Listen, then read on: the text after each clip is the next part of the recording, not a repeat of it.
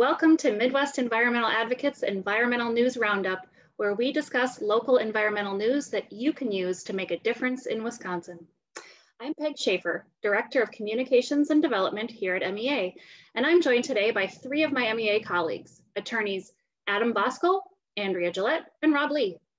Today, we're going to discuss several environmental issues that have made news recently, including the proposed expansion of a large hog facility in Southwest Wisconsin, a new proposal for dealing with high-capacity wells in the Central Sands, and finally, a new campaign aimed at getting more municipal water utilities to test for PFAS.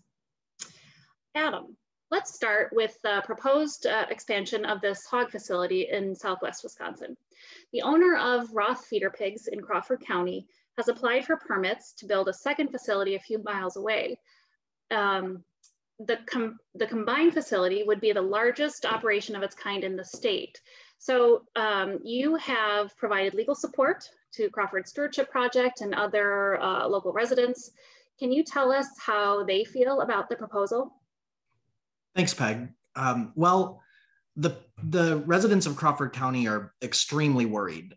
The facilities for the proposed operation, notably manure storage lagoons and barns for the animals, would be perched on top of a narrow ridge overlooking the Kickapoo River. The manure and the processed wastewater produced by those animals, which would be almost 10 million gallons worth of waste every year, would be spread on surrounding farm fields that are likewise atop those ridges and along slopes.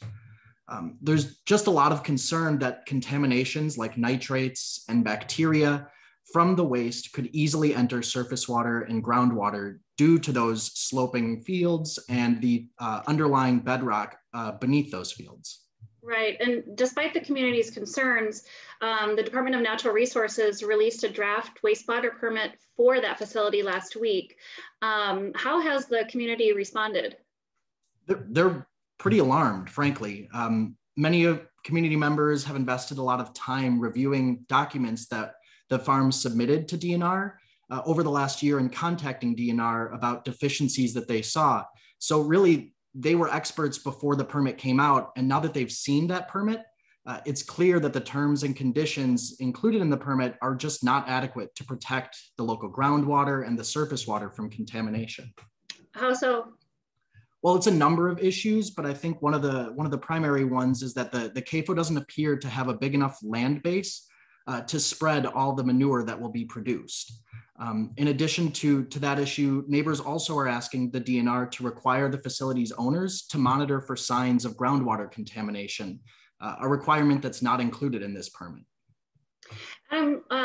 Last fall, a large group of people, I believe it was about 200 folks, asked DNR to do a comprehensive environmental review of that facility. Is that right? Yeah, that is right. In November, MEA submitted a formal request to DNR on behalf of, as you said, more than 200 Crawford County residents. They feel that a comprehensive environmental review makes sense given the unprecedented scale of this facility in such an ecologically sensitive area. Unfortunately, DNR still hasn't agreed to undertake that process. So what's the next step? I mean, will there be additional opportunities for the public to weigh in?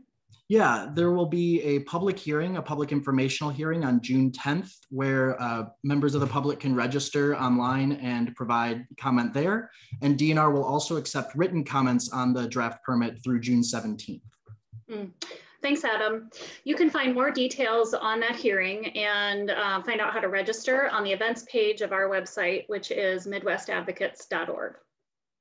Now, in other recent news, the Department of Natural Resources has come out with a new proposal for managing water use in the Central Sands region. Andrea, I want to ask you, you know quite a bit about this issue.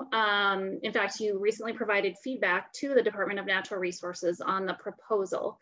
Can you just start off by explaining to us why water management in the Central Sands is such an important and sometimes controversial issue? Sure, thanks, Peg. When it comes to water use in that part of the state, balancing competing interests, including agriculture, lakefront property owners, and tourism has been difficult. Over the years, permits have been issued for the construction of thousands of high capacity wells, most of which are used for agriculture. And at the same time, lake and stream levels in the area have declined because of the pumping although some of the declines aren't as visible because they have been offset in recent years by record rainfall. And so are those two things directly linked? Yes, so a recent DNR study clearly documents, and studies have done this in the past, that impacts on surface water in the Central Sands region are a cumulative result of thousands of high capacity wells. So what has DNR proposed to do? Among other things, they've recommended creating a regional water use district, which is an approach that some other states have used. And what do you think about the idea? I mean, in general, there's real potential to improve groundwater management, but there are a lot of important details that would still need to be worked out for it to be effective. Okay, so like what? Can you give us some examples? We and others asked DNR to provide additional clarity regarding, for example, management, enforcement roles. The plan needs to spell out whether or not the water use district or the DNR is the one that would have the authority to limit groundwater pumping when needed to protect lake levels, stream flows, or other public trust resources. Okay, and what happens now? So the DNR will be taking all of the feedback it received during public comment, and there was an oral hearing. And then we expect the agency to take that into consideration and finalize its recommendations in a report to the legislature, probably sometime this June. Okay, great. Thanks, Andrea. If you'd like to learn more about DNR's proposal to create a water use district, you can check out our May newsletter, which is available at midwestadvocates.org. And the final issue we're going to talk about today is PFAS contamination and the growing number of people who are calling on municipal water utilities to test drinking water for the presence of these toxic chemicals. Rob, I'd love it if you could start out by telling us what PFAS are. Yeah, absolutely, Peg. PFAS is an acronym that stands for per and polyfluoroalkyl substances. It's a mouthful, but it's also a family of thousands of highly toxic chemicals that have been used for all sorts of industrial and manufacturing purposes for decades. And without being regulated, these resulted in widespread discharges into the environment, including into drinking water supplies. And despite exposure to PFAS being linked to cancer and all other sorts of serious health conditions, most Wisconsin municipalities haven't tested at all. Okay, so I want to talk about PFAS Free Wisconsin, which is an advocacy campaign to raise awareness about the need for testing. Will you tell us about the campaign?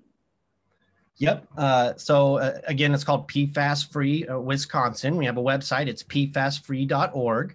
And the campaign is all about increasing awareness of the need for testing. Like I just said, only a fraction of Wisconsin's more than 600 municipal drinking water systems has tested for PFAS. And that absolutely needs to change. So the PFAS Free campaign is designed to make it easy for regular folks to play a role in making that happen. Okay, so tell us what you mean by that. So if I'm concerned about the possibility of PFAS in my drinking water, what can I do? So the website I just mentioned actually includes a very easy to use tool that allows Wisconsin residents to get in contact with their local officials who have authority over these municipal drinking water systems. So when you go to pfasfree.org, you can send emails to your local officials urging them to test with the click of a button. Nice. Thanks, Rob. So again, the website is pfasfree.org. That's it for today. I want to thank Rob Lee and Andrea Gillette and Adam Boskel for being with us today. And thank you for watching. Please join us next time for another episode of MEA's Environmental News Roundup.